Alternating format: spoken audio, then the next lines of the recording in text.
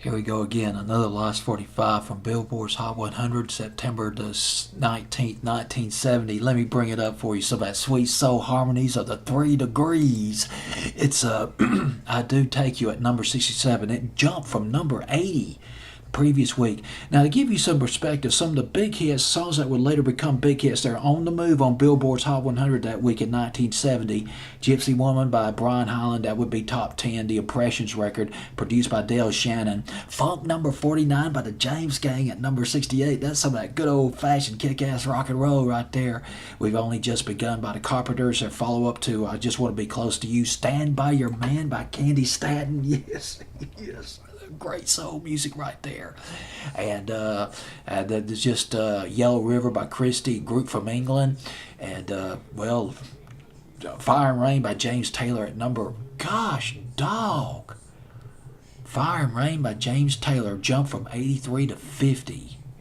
To number 50 the week of September 19th, 1970, from Sweet Baby James, produced by Peter Asher of Peter and Gordon, formerly of Peter and Gordon. But let's get to this 3 Degrees record, which comes in at number, well, gosh, I got so carried away, I've lost my place on that 3 Degrees record. Coming in at number 67, the 3 Degrees. Now, the 3 Degrees are best known for When Will I See You Again in 1974, but they were more of a gut bucket soul outfit before that. And they started out in 1963. They were from Philadelphia. They underwent a number of personnel changes. They were discovered by a producer named Richard Barrett. He helped them out a lot. He was probably their manager as well. In the late 60s, the 3 Degrees, they were a nightclub act. They were a popular nightclub act. They were on 3 record labels. They had signed to 3 record labels over a period of time.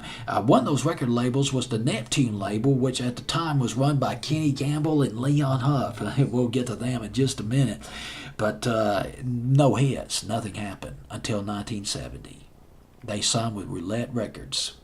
Same record label that Tommy James and the Shondells was on, and they had their hit in the spring of 1970. Early 1970, they covered the Chantel's Maybe. I love that spoken part. I believe it was Valerie Holiday who did that spoken part. Boy, she put that soul into that record. She nailed it.